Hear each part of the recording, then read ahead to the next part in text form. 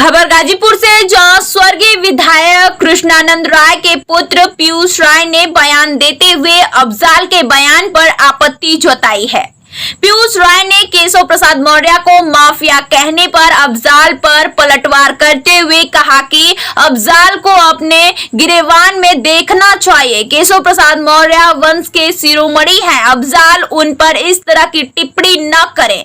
पीयूष ने कहा कि अफजाल ने केशव मौर्य पर अमर्यादित बयान देकर मौर्य समाज का अपमान किया है। उन्होंने मौर्य समाज के बीच जाकर माफी मांगनी चाहिए। पीयूष ने कहा कि अफजाल को मुख्तार की मौत पर खुशी और गम दोनों है। खुशी इस बात की है कि एक अपराधी चला गया, जबकि उन्हें गम इस बात का है कि उनके चुनाव का खर्चा कौन उठाएगा। पीयूष ने मीडिया के सवाल का जवाब देते हुए कहा कि अखिलेश यादव हमेशा से माफियाओं के खिलाफ रहे हैं, लेकिन वो राजनीतिक समीकरण तुष्टीकरण साध रहे हैं। पीयूष ने कहा कि मुझे लगता है कि अफजाल ओवैसी से जरूर मिले होंगे। पीयूष राय ने कहा कि हम मुख्तार अफजाल को लेकर राजनीति नहीं करते, हम उनकी विचारधारा मानसिकता के खिलाफ लड़ते हैं। पीयूष ने कहा कि पूर्ववर्ती सरकारों वर्तमान सरकारों में बहुत ही अंतर है। मुख्तार की मौत पर तुरंत मजिस्ट्रेटी न्यायिक जांच के आदेश दिए गए। देखिए, मैं व्यक्तिगत रूप से जो अखिलेश जी को जानता हूं, अखिलेश जी हमेशा से इन माफियाओं के खिलाफ रहे हैं। ठीक है, आज राजनीतिक समीकरण में उनको टिकट मिला हुआ है सपा से, राजनीतिक मजबूरियां हो सकती हैं, लेकिन कहीं ना कहीं जो तुष्टीकरण की राजनीति है उसको भी साधना एक पार्टी दल का काम कर रहे हैं, तो उस पर मैं बहुत टिप्पणी नहीं कर पाऊंगा। बस यही है कि आज इस देश में जनता ये देख रही है कि कौन तुष्टीकरण और बंटवारे की राजनीति कर रहा है, और भारतीय जनता पार्टी आदरणीय प्रधानमंत्री जी के नेतृत्व में कैसे जनता के बीच में एक संतुष्टीकरण की राजनीति लेके अपने जन विकास का कार्य जो किया हुआ है उससे जनता के बीच में विश्वास हासिल कर रहा है। सबुद्दीन ओवैसी आए थे, लेकिन अब चरण साहिब से नहीं मिले। अब तो मिले नहीं मिले ये तो आप बता रहे हैं, लेकिन मुझे तो लगता है कि जिस हिसाब से वहां व्यंजन परोसा गया, निश्चित मिले होंगे और निश्चित कई मुद्दों पे बातें हुई होंगी। वो मीडिया के सामने सारे दृश्य और सारे चलचित्र हैं, तो वो सब चीजें आप देख सकते हैं। अब मिलना ना मिलना तो उनके ऊपर है, नहीं मिलना उनके ऊपर है।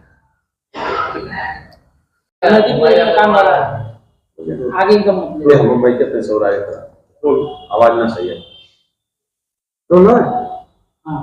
तो जी आज आपने प्रेस वार्ता बुलाया, क्या है मकसद?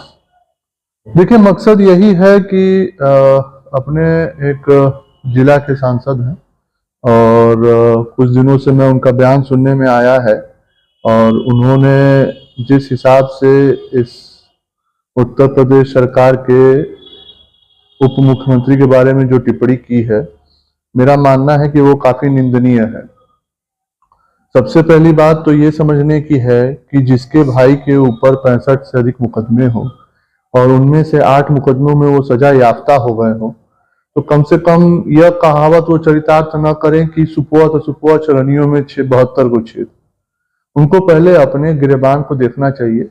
और एक ऐसे गरीब परिवार का आदमी जो एक किसान का व्यक्ति है, पुत्र है, जिसने अपने राजनीतिक संघर्ष से, ठीक है उनके ऊपर मुकदमे या आरोप लगे हुए हैं, लेकिन कम से कम उनको अपने घर को पहले झांक के और उप मुख्यमंत्री श्री केशव प्रसाद मौर्य जी के बारे में ऐसा बयान देना चाहिए था।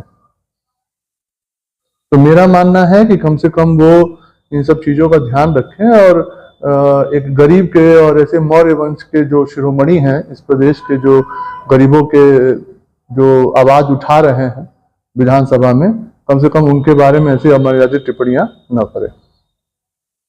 मुख्तार अंसारी की मौत के बाद लोग कह रहे हैं कि जो अलका राय जी, पीयूष राय जी जो राजनीति करते थे, अब वो किस बेस पर राजनीति करेंगे? क्योंकि जनरली जब भी वो करते थे मुख्तार अंसारी को लेकर ही राजनीति करते थे। देखिए, पहली बात, मैं इससे पहले भी कई आपके लोगों के बीच में मैं स्पष्ट कर चुका हूं कि राजनीति यहाँ पे अफजाल अंसारी, मुख्तार अंसारी को लेकर नहीं होती है। जिस विचारधारा को लेके ये लोग राजनीति करते हैं, गरीबों का, मजलूमों का जमीन हड़पना और अपनी व्यवस्था को सुनियोजित तरीके से बढ़ाना, अपने पास काला धन को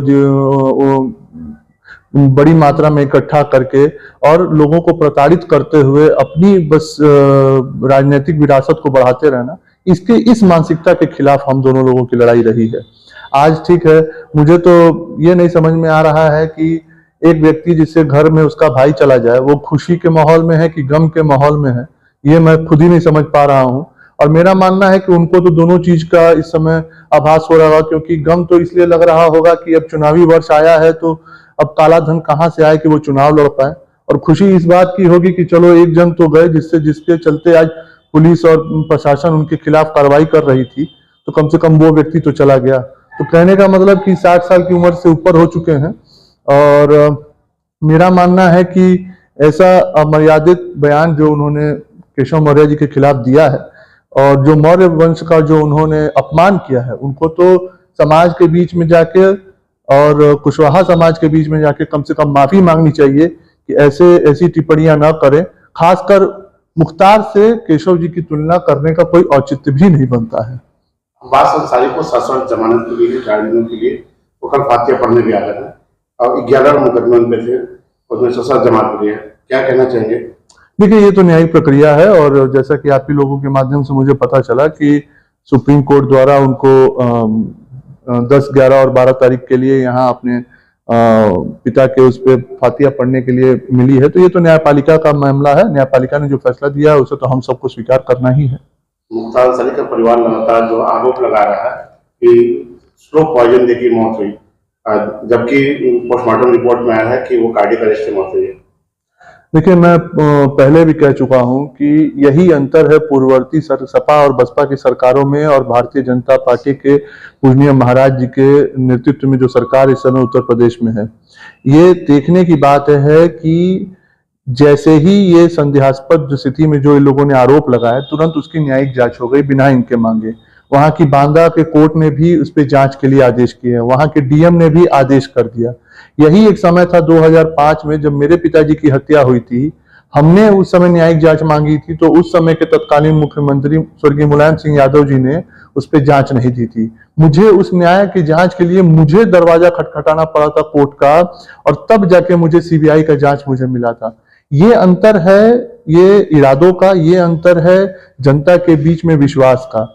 आज ये पूजनीय महाराज जी की सरकार जो उत्तर प्रदेश में चल रही है, यहाँ पे कोई भी व्यक्ति सब एक बराबर है। निश्चित तौर पे जो अपराधी है उसके खिलाफ जो जीरो टॉलरेंस की नीति है, उसके खिलाफ जो कार्रवाई होगी वो सख्त से सख्त होगी, लेकिन जो जनमानस के हित के कार्य होंगे उसमें भी सरकार बढ़ चढ़ कर हिस्सा लेगी। एक से 2 दिनों बाद जो है अफजाल अंसारी का जो और आप लोग का मामला हाई कोर्ट में है, तो उसको लेकर क्या रहेगा? जैसे इनके सजा बढ़ाने के लिए मेरे द्वारा याचिका हाई कोर्ट में डाली गई थी, इसका अभी 3 दिन पहले एक तारीख पड़ी थी, वो अभी न्यायपालिका में मामला लंबित है, और जबकि सुप्रीम कोर्ट का उस पर एक आदेश है कि जून तक इस मामले का निस्तारण करने के लिए, तो मुझे लगता है कि जल्द भी उस पर फैसला आने वाला है। आपका परिवार जो लगातार मुख्तार अंसारी परिवार से लड़ता है, क्या आगे भी लड़ाई जाएगी? बिल्कुल, मैंने जैसे पहले ही अभी कहा कि ये लड़ाई केवल एक व्यक्ति का नहीं है, उस विचारधारा के खिलाफ है जो लूटपाट, आम जनमानस को लूट के अपना केवल बनाने का एक जो प्रयास इसमें चला है, एक राजनीतिक हत्याओं का दौर चला है, उसके खिलाफ है। जो इनके खिलाफ आवाज बुलंद करता है उसकी आवाज दबाने का ये लोग काम करते हैं। ये लड़ाई ऐसे कुंठित और ऐसे लोगों के बीच में है जो हमेशा से समाज के अराजक तत्वों में हमेशा से शामिल रहे हैं, चाहे वो मुख्तार रहे हों जिनके पे 65 से अधिक मुकदमे हों, चाहे वो अफजाल रहे हों जिनके पे अभी खुद सजा याफ्ता हैं और 22 से अधिक मुकदमे हैं, चाहे उनके दोनों पुत्र हों, चाहे मन्नू अंसारी हो, चाहे जो भी व्यक्ति हो जो इस तरीके के अराजक तत्व हैं, उनके खिलाफ हमेशा लड़ाई हमारी बुलंद रहेगी। मुख्तार अंसारी की मौत पर सियासत काफी तेज हुई है, जैसे कि मुस्लिम समुदाय में 40वां होता है और 40 दिन तक लगातार कोई ना कोई बड़ी हस्ती आ रही हो और कब्र पे जा दी, कभी फाटक पे जा दी, तो क्या नहीं लगता कि राजनीतिक इसका सियासी लाभ लिया जा रहा है? देखिए, मैंने उसी पे कहा ना कि कहीं ना कहीं अफजाल अंसारी को तो गम भी है और खुशी भी है।